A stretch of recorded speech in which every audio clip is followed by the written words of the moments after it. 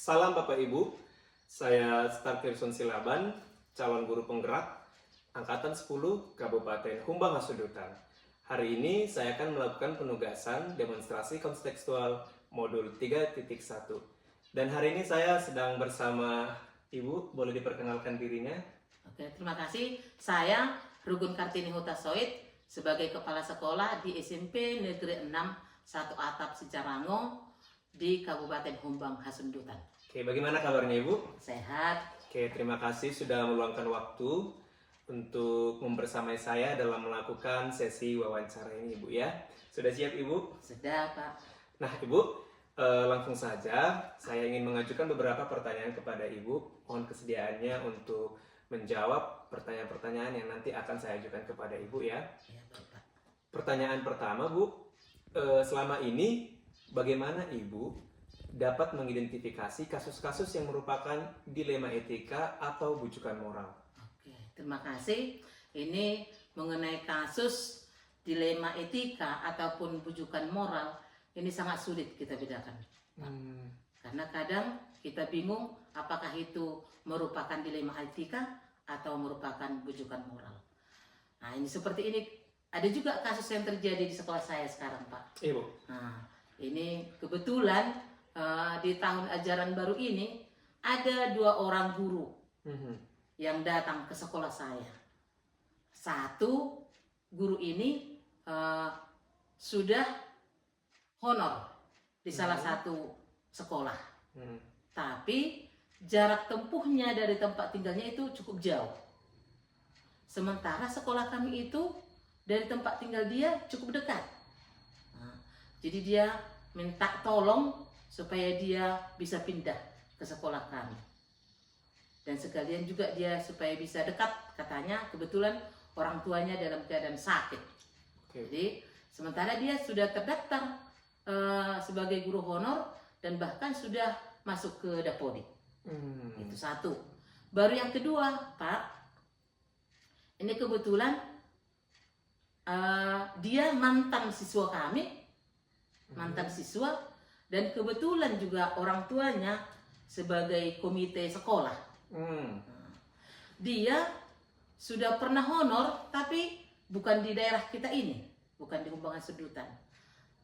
Jadi dia minta supaya dia bisa honor, kata dia supaya dia bisa terdaftar di Dapodik, supaya bisa nanti memenuhi syarat untuk bisa mengikuti ujian P3K. Jadi ini dilemanya, Pak. Jadi saya bagaimanalah saya ini? Apakah si A yang saya terima? Apakah si B? Jadi dari sini kan, Pak, saya sudah berusaha untuk mencari informasi-informasi tentang mereka berdua ini. Siapalah yang mereka yang saya terima atau bagaimana? Atau siapa? Jadi kadang ini jadi bingung. Yang satu mengatakan saya lebu karena saya sudah terdaftar di Dapodik. Saya lebu supaya bisa saya terdaftar di Dapodik, supaya saya nanti bisa mendaftar sebagai guru P3K. Jadi sekarang ini, Pak, sebenarnya ini yang terjadi ini, kasus ini sebenarnya inilah saya membuat mengidentifikasi bahwasanya inilah merupakan dilema etika. Oke, itu ya Bu ya, berarti Ibu mengidentifikasi kedua kasus tadi sebetulnya juga dua-duanya punya kepentingan yang sama-sama ya.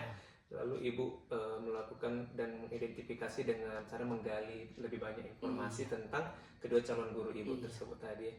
Dan akhirnya memang menjadi sebuah dilema ya Bu ya.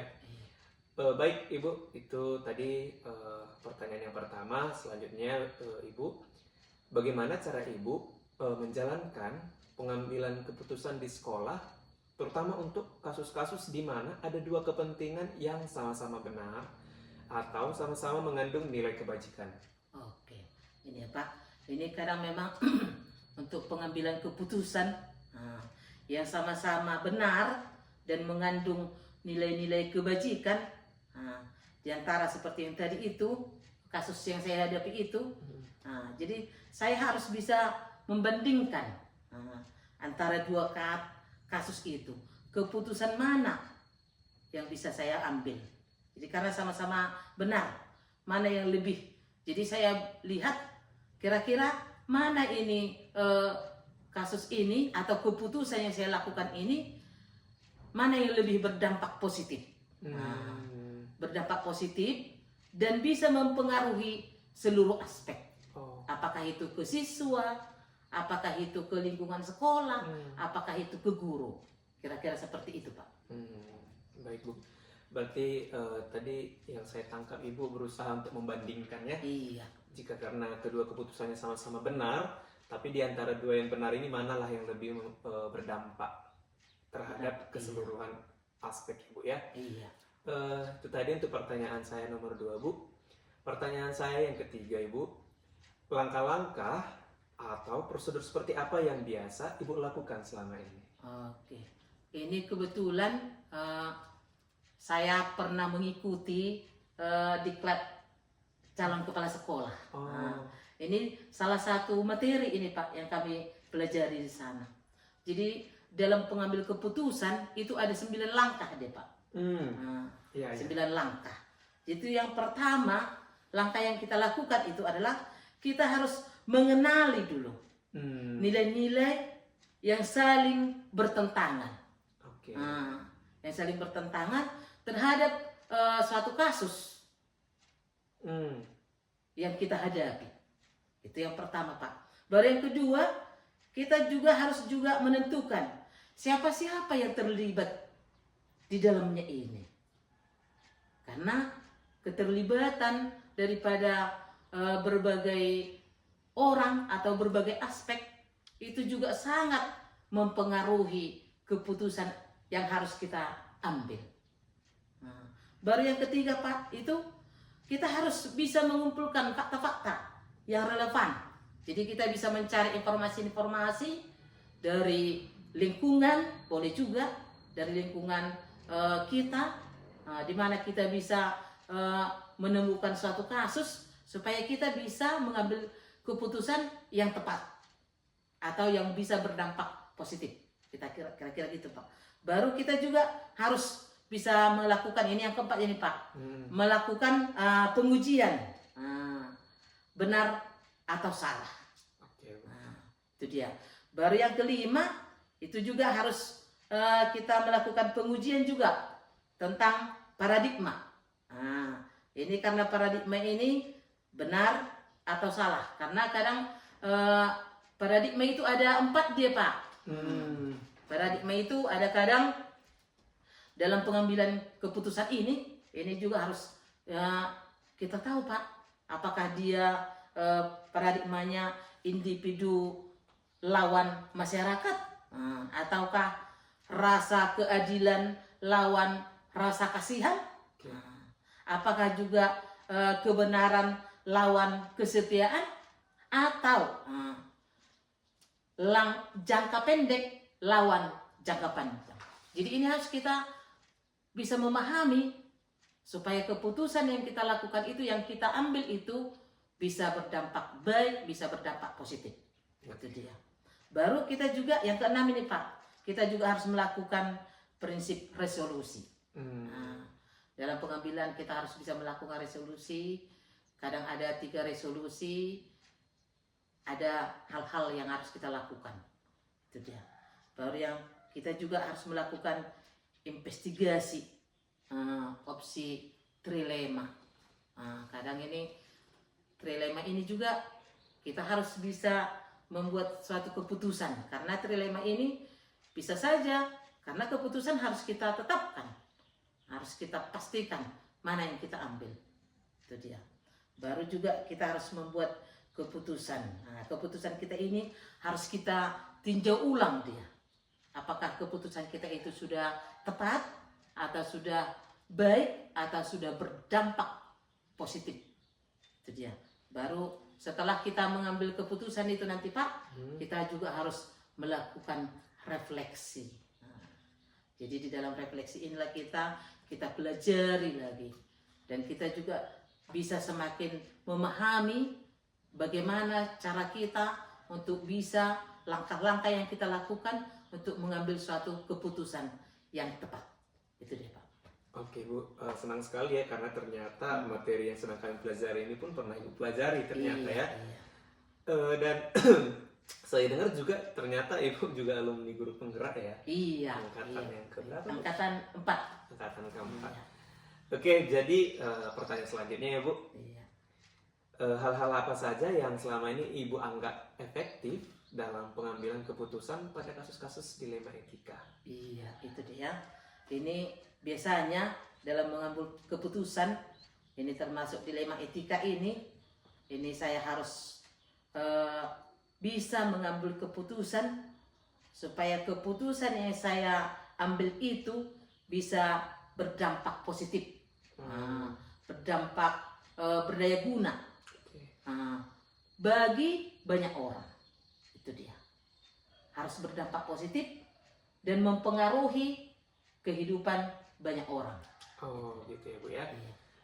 Baik, tadi pertanyaannya adalah terkait efektif dan kemudian yang selanjutnya Ibu, hal-hal apa saja yang merupakan tantangan Ibu selama ini dalam pengambilan keputusan pada kasus-kasus dilema etika? Ini dia tantangan ini, wow, cukup banyak ini loh Pak. Banyak ya Bu. Iya, apalagi seperti kita di Humbang Hasundutan, ini kita akan daerah adat. Ya betul sekali Bu. Daerah adat ini sangat dipengaruhi oleh, bisa saja karena satu marga, bisa saja juga karena satu kampung, bisa juga karena misalnya satu arisan, satu gereja. Betul. Ini kadang jadi tantangan karena kita pasti kalau misalnya kita menyatakan keputusan si A yang kita putuskan untuk masuk, ternyata dia berhubungan marga dengan kita. Ini suatu kesulitan yang sangat sulit saya pikir. Jadi tapi itu tadi, kita harus tetap mempertimbangkan keputusan kita itu harus berdampak positif. Itu dia. Oke Bu ya, jadi memang kesulitannya adalah karena memang kita sering terkoneksi ya, baik secara nggak hanya karena sebagai rekan kerja mungkin ya Bu, tapi bisa lebih kepada kekeluargaan, seperti itu, atau mungkin satu kampung. Memang sangat menantang Bu. Oke, pertanyaan saya yang selanjutnya Bu, apakah Ibu memiliki sebuah jadwal tertentu saat menyelesaikan kasus dilema etika? Apakah Ibu langsung menyelesaikannya di tempat atau memiliki sebuah jadwal untuk menyelesaikannya? Bentuk atau prosedur seperti apa yang Ibu jalankan? Oh, ini kalau dalam pengambilan keputusan ini tergantung situasi Pak. Kadang ada kasus itu harus kita selesaikan pada saat itu juga.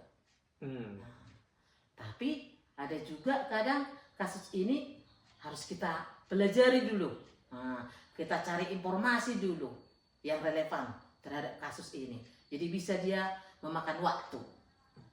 Bisa saat itu juga, tergantung kepada kasus yang kita hadapi Pak. Itu dia. Berarti artinya itu sebetulnya tergantung ya Bu ya, situasional, tergantung saat kapan dia harus selesaikan, saat kapan dia harus menunggu dulu momen yang lebih tepat.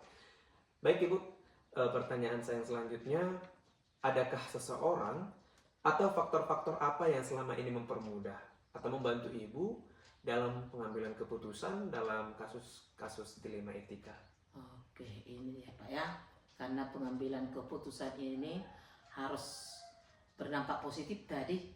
Memang kita diharapkan memang Pak supaya kita juga bisa mempelajari. Kita kadang melakukan kolaborasi Pak. Kadang kita berkolaborasi dengan wakil kepala sekolah. Bisa juga berkolaborasi dengan Bapak Ibu guru yang ada di sekolah kita. Bisa juga berkolaborasi dengan komite sekolah Pak. Dan bisa juga kita berkolaborasi dengan stakeholder. Misalnya apakah karena kasusnya bisa misalnya mengandung kriminal yang dihadapi. Misalnya contoh seperti anak didik kan Pak, yang pencurian. Misalnya ini kita harus bekerja sama misalnya dengan kepolisian misalnya, atau juga dengan pemuka-pemuka agama. Itu dia Pak. Jadi bisa kita melakukan kolaborasi supaya kita bisa memudahkan kita untuk mengambil suatu keputusan yang Baik Ibu, jadi ini saya akan ajukan pertanyaan terakhir. Dari semua hal yang telah Ibu sampaikan, pembelajaran apa yang Ibu petik dari pengalaman Ibu saat mengambil keputusan dilema etika? Oke.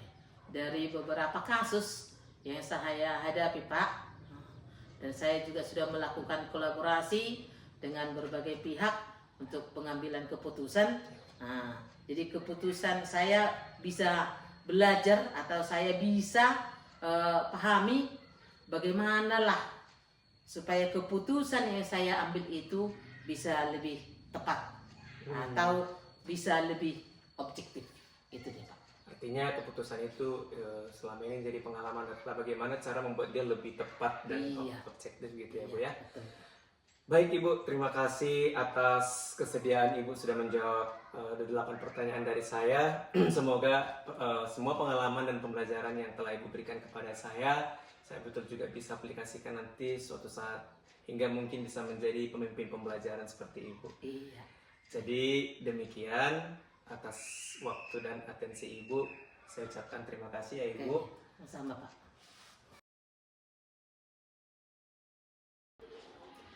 Selamat pagi Bapak Ibu.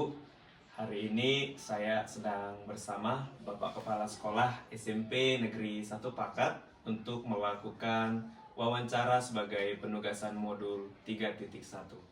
Selamat pagi Pak. Iya, selamat pagi.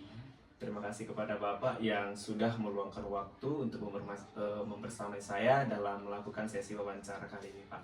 Ya. Jadi langsung saja Pak untuk pertanyaan saya yang pertama. Selama ini bagaimana Bapak bisa mengidentifikasi kasus-kasus yang merupakan dilema etika atau bujukan moral Pak? Baik, terima kasih. Tentunya cara kita mengidentifikasi dilema etika atau rujukan moral tentunya dari sisi para guru dan pegawai di sini. Kita melihat moral, etika, kemudian kita coba mengidentifikasi apa keinginan, apa tujuan, ada permasalahan yang dihadapi oleh setiap guru dan pegawai di sini. Ketika kita mengidentifikasi dan tentunya kita harus mengambil solusi, memotivasi para guru dan pegawai ketika ada persoalan-persoalan atau permasalahan yang tentunya terutama dari sisi pelaksanaan tugas di sini. Cara kita mengidentifikasi tentunya kita berkomunikasi dengan baik terhadap setiap guru untuk mengetahui sejauh mana semangat dan upaya dan apa yang diinginkan tentunya dalam pelaksanaan visi dan misi sekolah. Di sini kita melakukannya dengan tim komunikasi yang terbaik. Ya, kita harus melakukan komunikasi yang terbaik terhadap setiap guru dan pegawai yang ada di sekolah kita di SMP 1 Pakat. Tentu tujuan utama bagaimana berhasil melakukan visi dan misi sekolah kita ini. Begitu Pak ya. Oke Pak, terima kasih Pak. Selanjutnya Pak, selama ini bagaimana Bapak menjalankan pengambilan keputusan di sekolah kita, terutama untuk kasus-kasus di mana ada dua kepentingan yang sama-sama benar atau sama-sama mengandung nilai kebajikan Pak? Baik, terima kasih. Tentu cara kita mengambil keputusan. Yang pertama, keputusan itu adalah berdampak positif dan memotivasi kepada kedua hal keputusan itu. Kemudian kita lihat prioritas mana keputusan yang kita ambil dalam mendukung program sekolah tanpa tentu memojokkan salah satu keputusan. Kita selalu mendorong, memotivasi mereka dan memberikan tentunya pengarahan atau arahan terhadap bagaimana keputusan itu kepada semua elemen daripada guru dan pegawai di sini. Demikian mungkin Pak. Terima kasih Pak.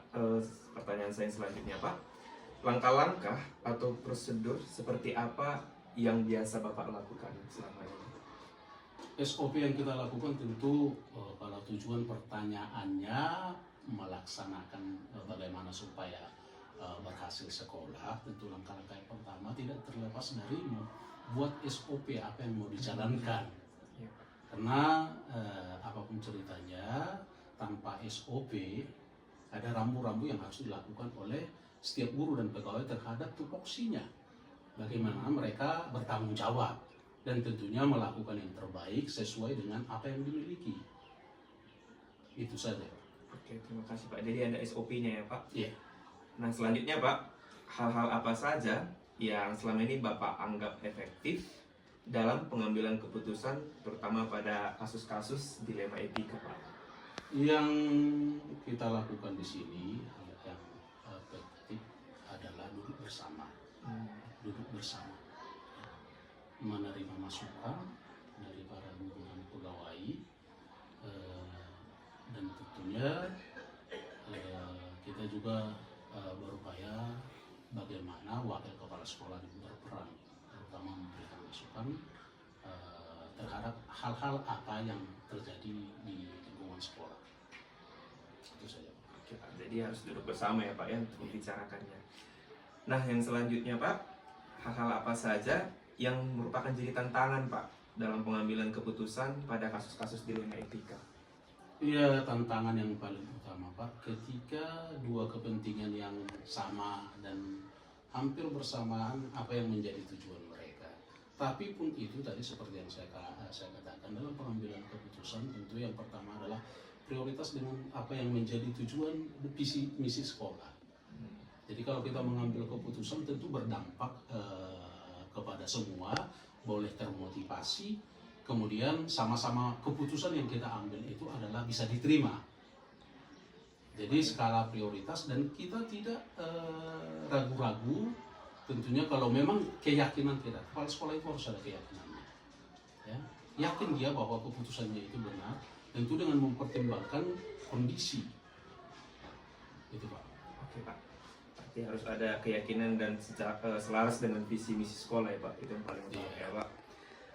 Oke selanjutnya Pak, apakah Bapak punya jadwal tertentu dalam penyelesaian sebuah kasus dilema etika, atau langsung menyelesaikannya di tempat, atau mungkin memiliki sebuah jadwal untuk menyelesaikannya, bentuk atau prosedur seperti apa yang Bapak jalankan Pak? Ya baik, terima kasih. Tentu dalam menyelesaikannya, yang pertama ketika ada muncul diselesaikan. Jikapun kita melihat dilemanya dan problemanya, kalau perlu harus menunggu waktu ya kita tunggu, tergantung. Tapi sebaiknya kalau ada persoalan diselesaikan pada saat itu. Itu untuk membuat schedule jika memang harus dibutuhkan schedule. Tapi sebaiknya kalau ada persoalan yang menurut kita ya diupayakan pada saat itu juga harus diambil keputusan sehingga tidak berlarut-larut. Oh iya Pak. Baik Pak, pertanyaan saya selanjutnya, adakah seseorang atau faktor-faktor yang selama ini mempermudah atau membantu Bapak dalam pengambilan keputusan pada kasus-kasus dilema etika Pak? Iya baik, terima kasih. Tentunya kita ini kan tim, bekerja di sekolah mencapai visi dan misi itu tim, bukan hanya kepala sekolah. Tentu terutama ya yang kita angkat menjadi wakil kepala sekolah atau sesuai dengan apa permasalahan apa yang muncul, maka kita coba tetap menerima saran dan masukan dari tim kita di sekolah. Gitu ya Pak. Yang terakhir Pak, pertanyaan saya yang terakhir, dari semua hal yang telah disampaikan, pembelajaran apa yang Bapak petik dari pengalaman Bapak pada saat mengambil keputusan dilema etika? Tentu pengalaman yang paling sangat berharga ketika keputusan kita itu diterima bersama. Itu dia. Dan berdampak terhadap kemajuan sekolah. Itu. Kalau sudah memang diterima bersama, kemudian berdampak kepada kemajuan sekolah, itu dia. Misalnya salah seorang guru yang sebelumnya tidak termotivasi menjadi seorang guru, kemudian dia seolah-olah hadir tanpa dirinya. Ya, ada beberapa guru terutama yang mohon maaf Bapak, rasa cinta guru itu terutama kepada yang masih muda-muda ini mungkin, ya, rasa cinta sebagai guru itu, saya mohon maaf kepada semua. Ada mungkin mereka menjadi guru itu karena terpaksa. Jadi tentu kita perlu itu yang pengalaman kita ada bahwa pernah guru yang mungkin dia tidak memilih guru, tapi dia dengan mungkin keberuntungan jadi guru. Ya mudah-mudahan dengan memberikan pengalaman dan masukan kepada guru tersebut ya bisa menjadi motivator, jadi akhirnya menjadi motivator di sekolah ini. Terima kasih. Terima kasih Pak. Jadi saya mendapatkan banyak sekali pembelajaran dan pengetahuan baru dari sesi wawancara ini. Terima kasih sekali lagi Pak atas kesediaan Bapak yang sudah banyak memberikan saya juga pandangan bahkan. Jadi terima kasih Pak atas sesi wawancara kita hari ini. Mungkin jika ada yang ingin Bapak sampaikan, saya persilakan Pak. Baik, terima kasih kepada Pak Star, calon guru penggerak dari SMP 1 Pakat. Saya jujur bangga dengan Bapak, masih muda, sudah lolos menjadi guru penggerak, bahkan wakil di sekolah kita ini. Berharap sangat banyak kepada Bapak bisa lebih dari saya ke depannya. Itu harapan saya, doa saya kepada Bapak-Bapak yang energik. Semoga Bapak dalam menyelesaikan tugas ini sebagai guru penggerak ini boleh Bapak selesaikan dengan bagus, termotivasi, dan jangan berharap banyak sekali, tapi selesaikan dulu ini. Yakinkan Bapak bahwa dengan sesuatu, capaian sesuatu itu, sesuatu juga akan ada nantinya. Yakin dan selalu serahkan diri kepada Tuhan Yang Maha Kuasa. Saya yakin dengan apa yang saya lihat kemampuan Bapak di sekolah kita ini, saya bangga. Sekali lagi selamat untuk Bapak dan harapan saya yang terbaik, dan terutama salam kepada guru pengajar praktiknya dan teman-temannya yang ada sedang berjuang pada saat ini di CGP. Mudah-mudahan semua CGP yang ada di Rumah Sultan ini bisa lolos berkat tentunya saling komunikasi, saling kerjasama, saling membantu, saling memberikan masukan, pengalaman bagaimana tentunya memajukan sekolah, terutama pembelajaran di sekolah yang ditempati Bapak atau kawan-kawan Bapak. Pesan Bapak juga kepada Pak Star, adopsi hal-hal yang baik dan banyak bertanya kepada guru praktiknya dan juga teman-temannya, sehingga apa yang baik yang dapatkan pengalaman selama CGP ini boleh Bapak lakukan di sekolah kita ini. Mungkin sekali lagi terima kasih atas wawancara ini, sangat bermanfaat dan mudah-mudahan ini bisa juga memotivasi kepala sekolah untuk berbuat baik lagi di sekolahnya. Oke, selamat pagi. Baik Pak, terima kasih Pak. Saya juga mengaminkan segala doa-doa Bapak. Semoga kedepannya saya bisa seperti Bapak, menjadi kepala sekolah yang bijaksana Pak. Demikian wawancara saya kali ini bersama Bapak Kepala Sekolah SMP Negeri 1 Pakat. Semoga bermanfaat. Terima kasih dan selamat pagi.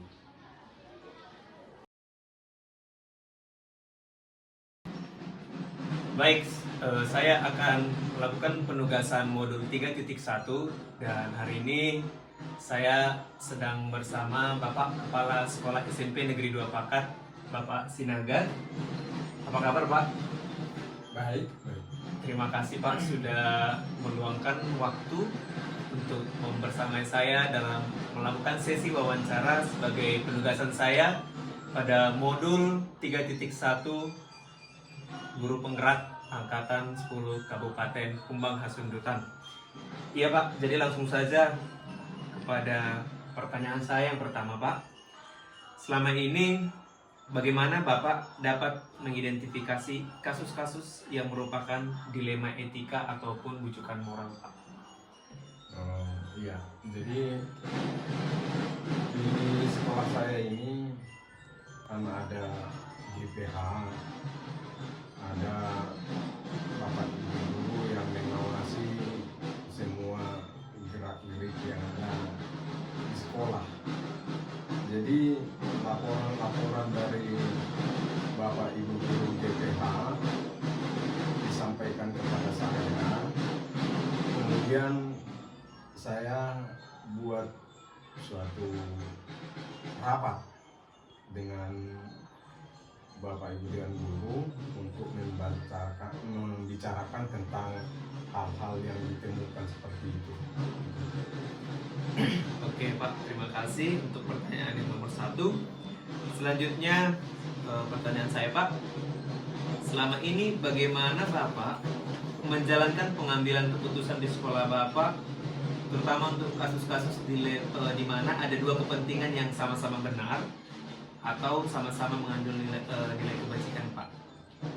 Jadi menjalankan pengambilan keputusan, namun kasusnya dia dua-duanya benar atau punya dua nilai kebajikan gitu, Pak. Untuk mengambil keputusan itu kan kita bukan cuma keputusan kepala sekolah, seharusnya supaya lebih baik itu keputusan bersama antara dewan guru, komite sekolah, dan kepala sekolah.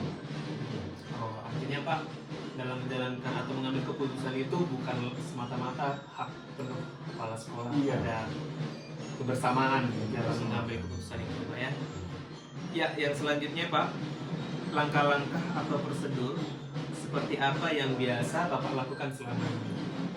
Yang pertama, ini tergantung kepada tugas GPH. GPH itu setiap hari ada.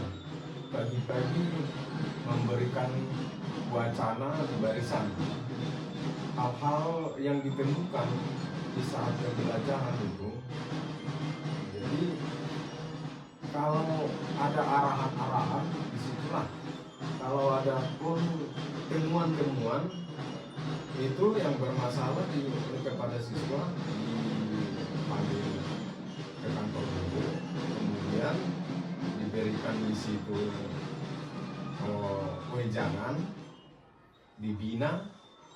Kemudian kalau ada yang kurang mengenakan atau agak dilema, itu disampaikan kepada kepala sekolah, dan kepala sekolah juga turut membuat suatu wawancara kepada siswa tersebut ataupun bapak ibu guru yang bermasalah.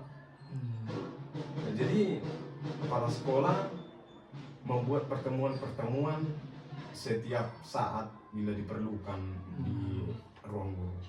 Oke Pak, jadi saya tangkap ada pertemuan-pertemuan yang mungkin secara berkala ya Pak ya, Iya. untuk bisa mengatasi masalah dan juga melakukan pembinaan gitu ya Pak ya.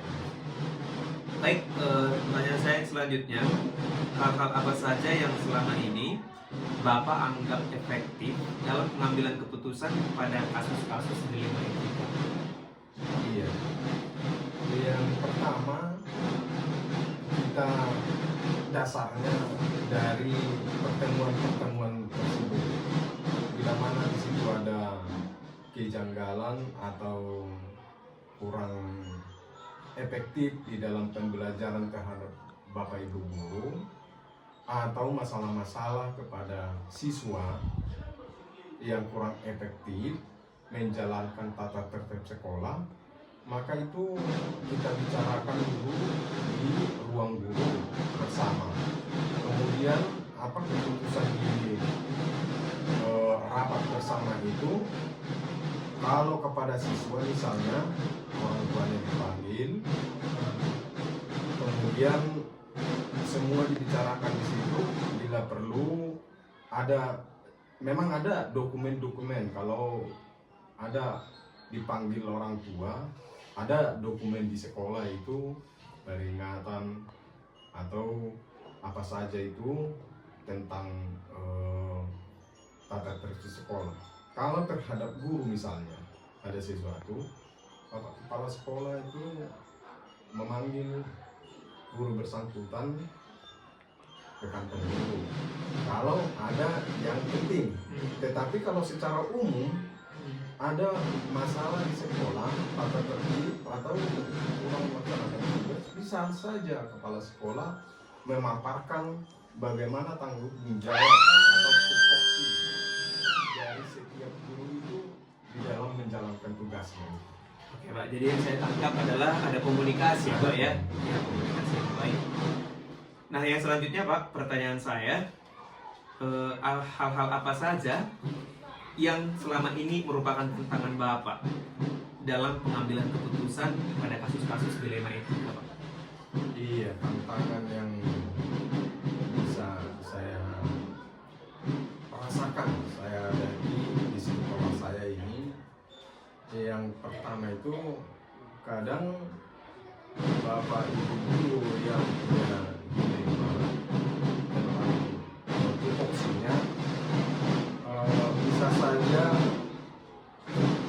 yang cuek.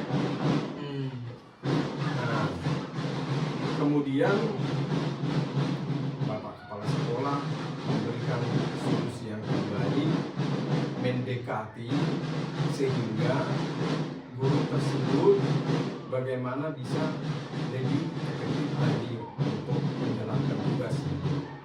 Yang kedua, kepala sekolah bisa saja kalau memang tidak diindahkan arahan-arahan dari kepala sekolah itu, kepala sekolah memperingati secara lisan, dan seterusnya. Kalau memang tidak diindahkan, saya buat suatu pendekatan kembali supaya bagaimana si guru itu bisa lebih mempunyai perasaan untuk menjalankan tugasnya, karena tugas itu adalah tugas yang mulia. Maka dengan itu kepala sekolah selalu memberikan himbauan-himbauan, pendekatan-pendekatan. Bila mana tidak diindahkan lagi, kemudian dibuat peringatan tertulis gitu. Oke Pak, jadi memang yang jadi tantangan saya tangkap tadi kadang ada ketidakpedulian ya Pak ya. Ketidakpedulian dari guru-guru tertentu terhadap hal-hal yang sudah disepakati, namun Bapak berusaha untuk melakukan pendekatan kepada guru-guru tersebut. Nah yang selanjutnya Pak, pertanyaan saya, apakah Bapak memiliki jadwal tertentu dalam sebuah penyelesaian kasus dilema etika? Apakah langsung menyelesaikan di tempat atau justru punya jadwal untuk menyelesaikannya? Bentuk atau prosedur seperti apa yang Bapak jalankan? Iya, untuk itu kalau ada hal-hal seperti yang saya katakan tadi, kami membuat jadwal pertemuan sekali sebulan, rapat Dewan Guru. Setiap bulan itu rutin ada rapat. Ya, di situ semua dipaparkan kepala sekolah bagaimana tindak lanjut keberhasilan dari seorang guru itu melaksanakan tugasnya. Karena di dalam supervisi kepala sekolah kepada guru juga tercatat di situ semua, dan tindak lanjutnya itu kita paparkan di situ, sehingga Bapak Ibu guru dapat mengerti tentang apa tugas-tugas tanggung jawab dari mereka sendiri di dalam melaksanakan tugas ini. Oke, Pak. Jadi ada jadwal berkala ternyata ya Pak ya, dan nanti di dalam pertemuan itulah terus diberikan masukan-masukan kepada guru-guru terkait tupoksinya Pak. Baik Pak, pertanyaan saya selanjutnya, adakah seseorang atau faktor-faktor apa yang selama ini mempermudah atau membantu Bapak dalam pengambilan keputusan dalam kasus dilema etika? Yang mempermudah saya, pertama, kebetulan saya kepala sekolah terlahir di lingkungan sekolah itu juga. Oh, orang kampung di situ lah Bapak ya. Saya punya kampung di situ, dan pendekatan kepada orang tua, pendekatan kepada guru selalu saya buat bahkan kepada aparat desa. Karena saya memimpin sekolah itu, pertama saya berprinsip untuk memajukan kampung saya. Bagaimana supaya generasi muda dari kampung saya itu bisa lebih maju ke depan. Maka dengan itu saya juga bergandengan tangan dengan pemerintah desa untuk membuat langkah-langkah tertentu supaya anak didik itu bisa berhasil, termasuk kepada Bapak Ibu guru.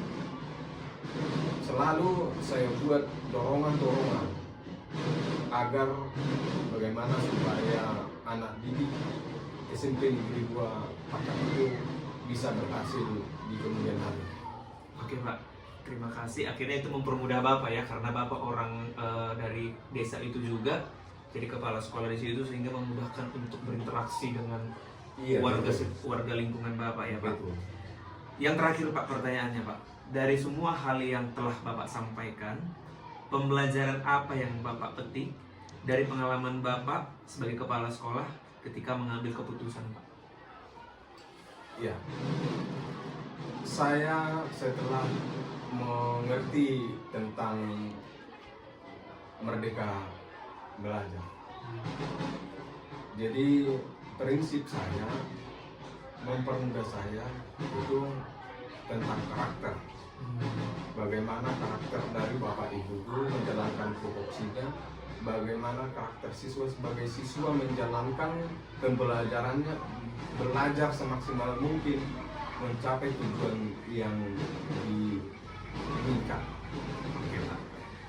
Terima kasih Pak atas kesediaan Bapak sudah menjawab beberapa pertanyaan dari saya Pak.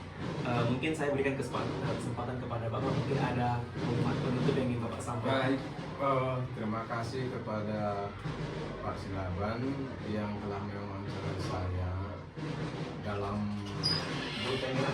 Iya, Guru. Mudah-mudahan Bapak nanti berhasil bisa memajukan SMP Bapak dan bisa menjadi contoh kepada Bapak Ibu yang lain, sehingga apa yang dicita-citakan oleh pemerintah kita bisa terwujud.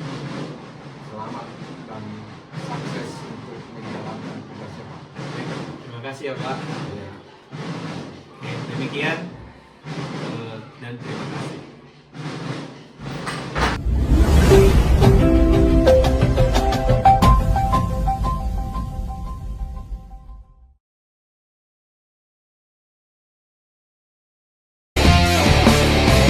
Kami datang untuk menghapus kemalasan, menepis kesedihan dengan berkarya.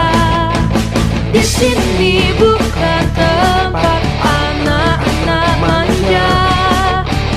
Kami disiplin, berani, patuh, setia. Dingin malam tak mampu menghadang langkah kami. Deras hujan tak sekalipun akan menjadi ancaman.